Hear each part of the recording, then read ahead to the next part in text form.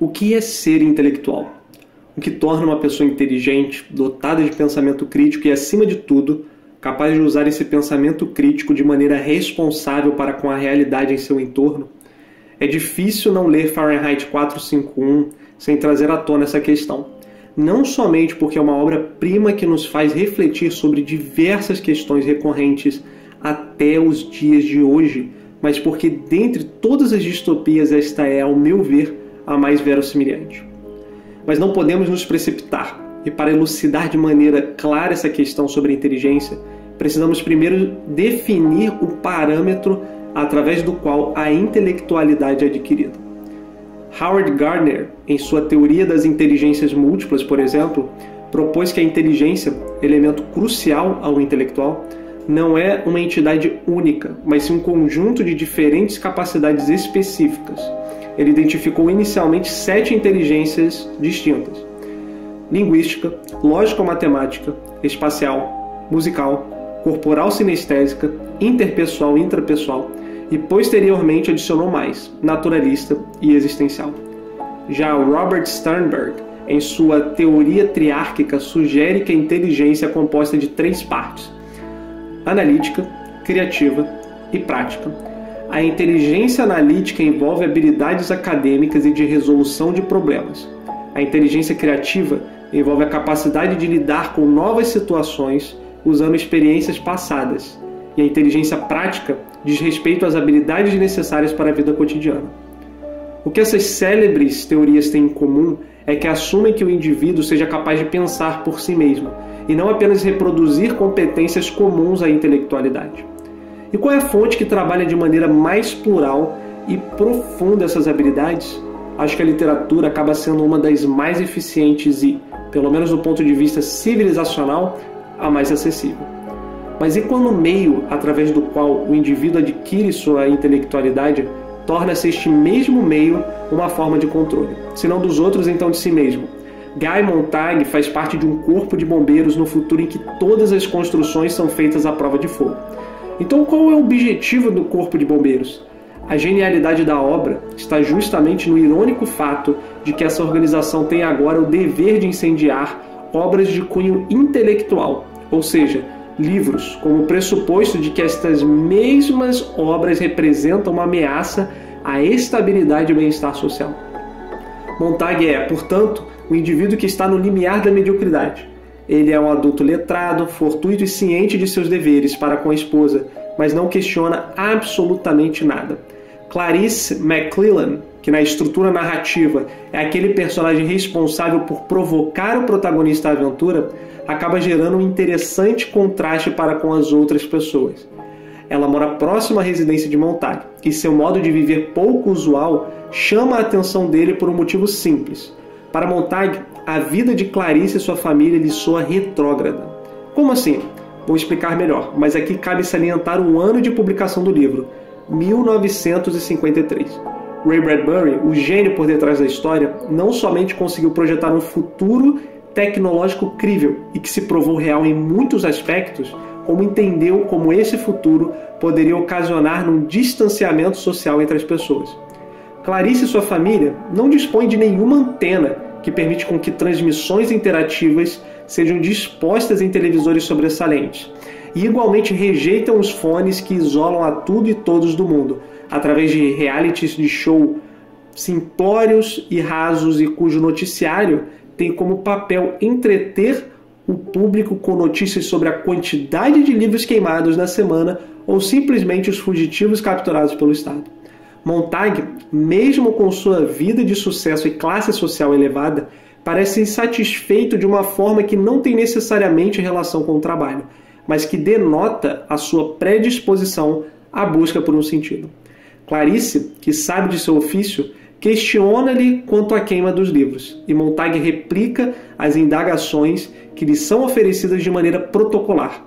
Mas é claro que todo protocolo tem um limite, e às vezes tudo o que precisamos para agir é uma pergunta. O pensamento socrático utilizado por Clarice, de forma consciente ou não, é incrível, pois não é invasivo, e sua acessibilidade é tal que até mesmo um homem tão apático quanto Montag consegue entender e apreender. Por conseguinte, isso contribui para o interesse que o personagem tem sobre a vida dessa mulher tão inteligente, tão fora da curva. Tudo muda, no entanto, quando Montag se dá com uma senhora que se recusa a abandonar sua residência, prestes a ser incendiada por conta da quantidade exorbitante de livros nela escondidos. A pergunta, apesar de provocada por um personagem secundário, surge de maneira autêntica ao protagonista quando ele se pergunta o porquê de alguém preferir morrer queimado com seus livros em vez de viver sem os mesmos. Montag surrupia um livro e lê quase como em chacota, mas o que era um se torna dois e o que era dois se torna três. E de repente já são vários e vários livros, e a consequência e ponto principal desse vídeo surge agora, pois resvala diretamente no desenvolvimento do personagem principal e pode nos oferecer interessantes reflexões. Qual é o preço que se paga por ser intelectual? É claro que, enquanto distopia, Fahrenheit 451 usa dessa alienação coletiva como contraste direto ao seu ponto de discussão. Na verdade, a obra aborda vários pontos, mas quero discutir apenas um dos elementos aqui, a intelectualidade. Montag, um homem passivo, obediente e desmotivado, torna-se ácido, provocativo, questionador e revoltado. Não consegue ver com bons olhos sua esposa sofrendo ataques nervosos por conta da quantidade excessiva de comprimidos que toma.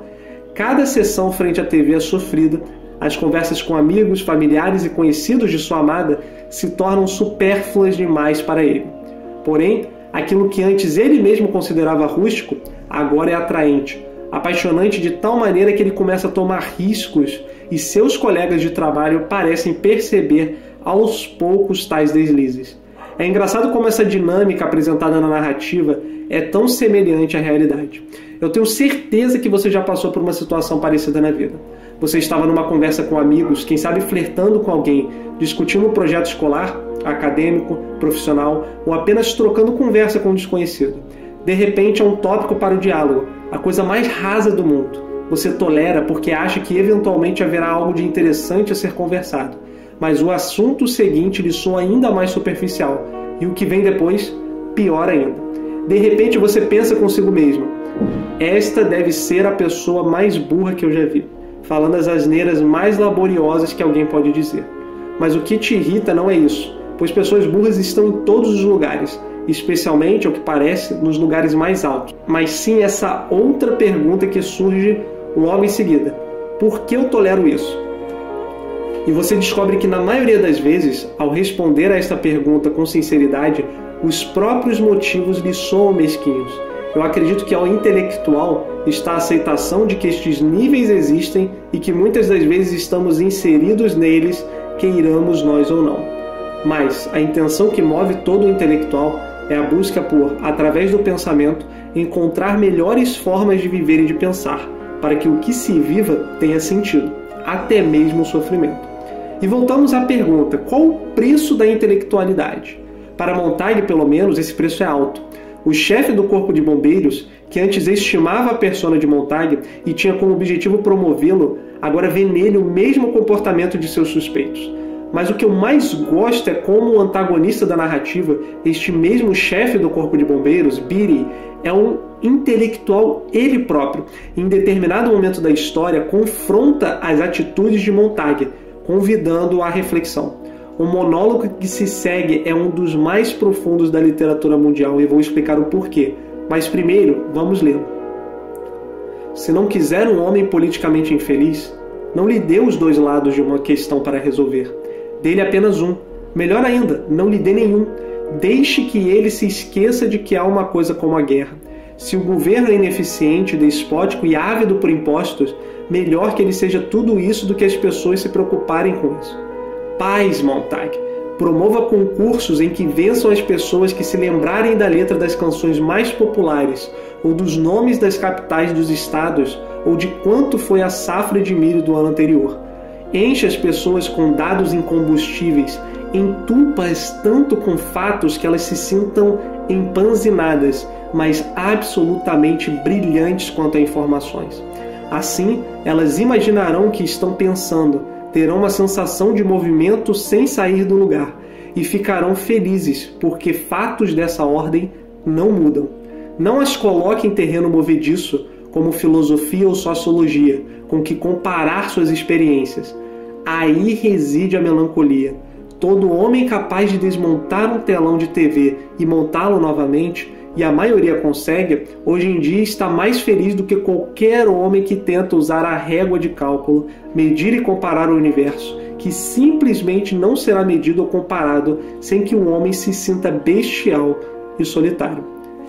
Este monólogo é brilhante, pois surge justamente do antagonista do livro, o chefe daqueles que são responsáveis por queimar os livros, dando a entender, como a adaptação para a peça de teatro posteriormente provou, que ele mesmo é um consumidor daqueles livros e, portanto, um intelectual. Beatty, diferente de Montag, acha que o preço que se paga pela intelectualidade é custoso demais. O protagonista o acha essencial, pois vê como as coisas parecem erradas ao seu redor. No livro, para nós enquanto leitores, há claramente uma ameaça de guerra, visto que caças são vistos sobrevoando o céu e o noticiário trata de modo muito superficial um conflito global. Mas as pessoas estão tão alienadas em suas bolhas que ninguém parece prestar atenção nisso. No filme, tal elemento não chega a ser abordado, pois a ameaça da perda do senso crítico já é um motivador suficiente. Mas na obra original, isso representa a luta pela sobrevivência, visto que o clímax da narrativa é diretamente atrelado ao bombardeio nuclear.